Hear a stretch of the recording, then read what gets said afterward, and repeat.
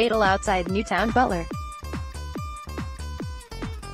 The mother of a young man who was tragically killed in a car crash just weeks after passing his driving test has said his death has left a massive void in her family and the community he was from. In a statement read out at the inquest into the deaths of Lynch and Ronan Melarkey, Luke's mother said her son was a loving, kind, considerate son, who carried those qualities with him through his life.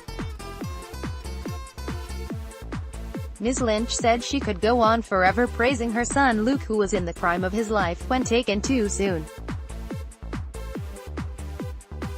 Luke Lynch, Ronan Melarkey and Conan Connolly were on their way back from playing tennis when the Peugeot 206 they were traveling in collided with a tree on the Clones Road, Newtownbutler on August 20, 2017.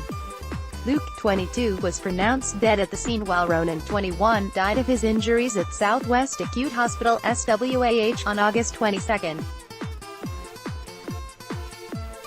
Conan sustained leg and arm injuries in the accident. "There is a big void in our lives.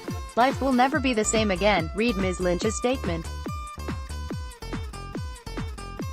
"Since Luke has gone, he has taken a chunk of our hearts with him." Conan Connolly gave the inquest details of the last hours of the three inseparable friends together. Luke had collected Conan and Ronan before heading to play tennis just outside Newtownbutler at around 6 p.m.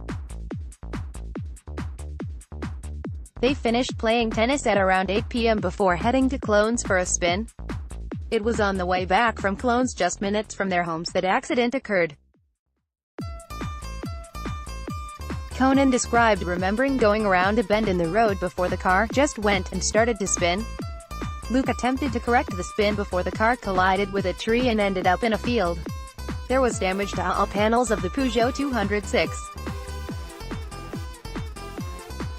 And the roof of the car had to be removed by firefighters to remove the passengers.